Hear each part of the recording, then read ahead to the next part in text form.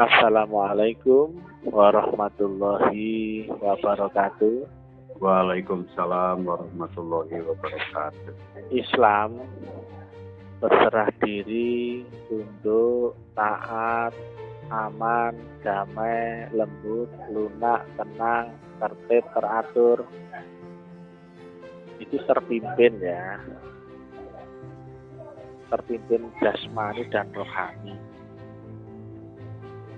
Yang paling masuk akal, terpimpin tunduk patuh ya, adalah apabila kita ini sebagaimana Al-An'am 122 yang telah mati, kemudian dihidupkan, kemudian diberi cahaya terang benderang, kemudian dia berjalan di tengah-tengah masyarakat ya, di umumnya. Tapi dirinya telah dimatikan sehingga nggak rewel, nggak bangkang ya. Ibaratnya sudah mati ya, kemudian dihidupkan ya, kemudian nurnya itulah yang menyambungkan dengan Tuhan, dan nur itulah penghubung Tuhan untuk memimpin manusia ini. Kalau manusianya belum mati, pasti rewel, banyak maunya ya. Orang punya keinginan itu pasti rewel ya, pasti akan tidak taat, tidak terpimpin, tidak patuh, itu pasti. Nah kalau orang sudah mati, ibarat ya dibolak-balik sama walinya, itu pasti manut seperti itu. Ditengkurapkan dia manut, dingelumahkan dia manut, dimiringkan dia manut, didudukkan manut, dibikin ngomong manut, dibikin melihat manut ya. Dibikin apa-apa Tuhan itu manut. Nah, di Al-An'am ya 122 yang dulunya mati dihidupkan.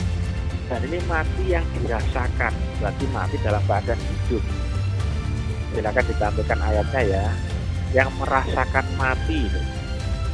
Padahal orang normal itu rasanya belum pernah mati. Tapi kok ada ayatnya yang merasakan mati. Berarti kan dia berproses mati tapi sadar, tapi merasa. Banyak semua orang itu, pasti nggak ada yang pernah merasakan kematian, karena mereka mengira dia belum pernah mati. Mereka mengira kehidupannya baru sekali ini saja. Nah itu bedanya ya. Nah, kita mengalami mati hidup dan sebagainya, dan yang penting terakhir kita merasakan kematian ya. Dicari ayatnya ya. Nah, kemudian itulah ya, kemudian kita ini mematikan seluruh faktor-faktor yang ngereweti.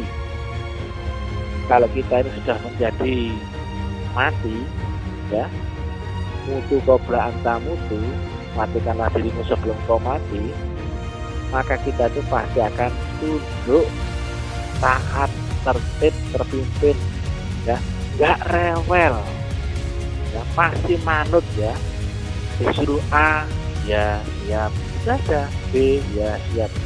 Bahkan ya tanganku di atas tangannya, mataku di atas matanya, kakiku di atas kakinya ya, ruhku di atas ruhnya ya.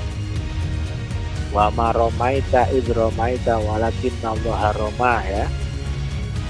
Bukan dia yang melihat tapi akulah matanya, dan dia mendengar tapi akulah telinganya. Bukan dia yang berkata-kata tapi akulah mulutnya. Orangnya telah mati, maka dia menjadi tersambung ya, murni dengan Allah secara kodin, secara ruhaniyah, melalui nur ya.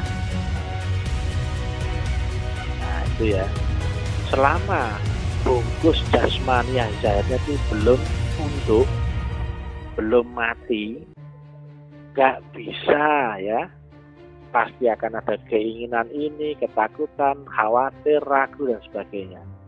masih ada rasa sakit, rasa ini, rasa ini. Nah, itulah yang harus kita hilangkan ya. Rasa-rasa kemelekatan sifat baru manusiawi dunia. Itulah jihad paling besar kata Nabi, yaitu perang melawan dirimu sendiri. Ya. Jadi itulah gambaran ya, agar kita ini sampai pada makom Islam ya, terpimpin, tunduk, tertib, taat, manut ya, bagaikan malaikat itu aja. Malaikat nggak akan menolak ya, nggak akan membantah ya, dan sebagainya. Sudah disuruh A ya A, disuruh B ya B ya. Nah, demikian.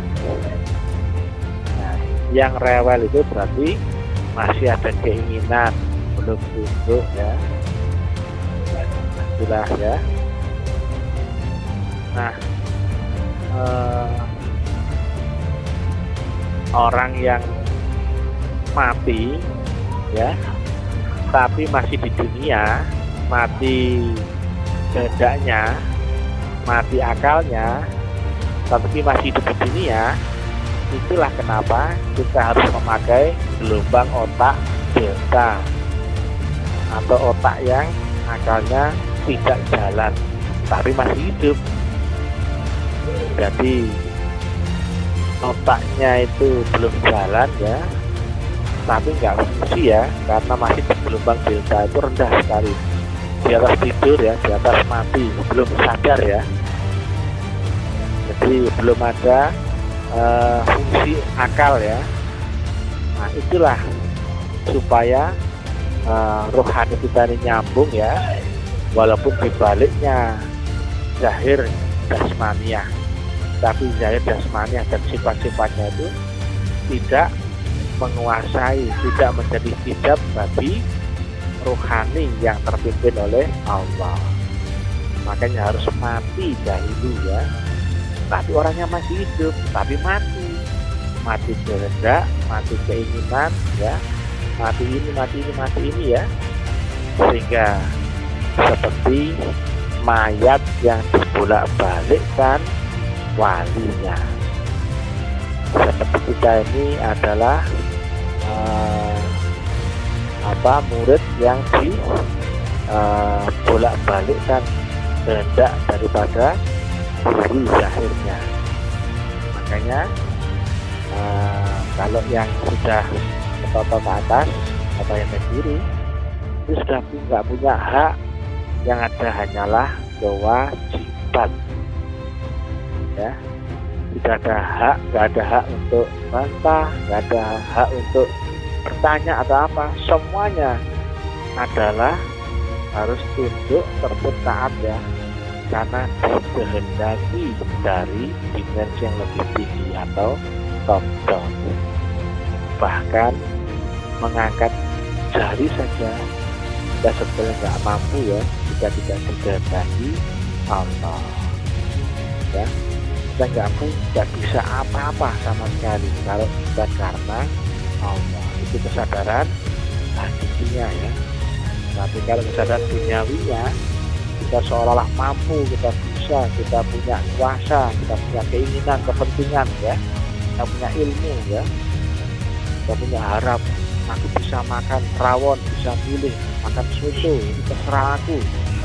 Nah, itu kalau orangnya masih di dunia ya, kemelekatan sifat manusiawinya ya.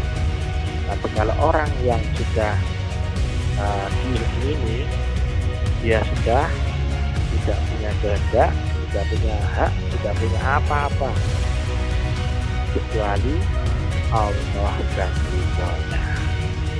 Sudah seperti barang mati ya, terserah Allah ya, semuanya terserah Allah ya.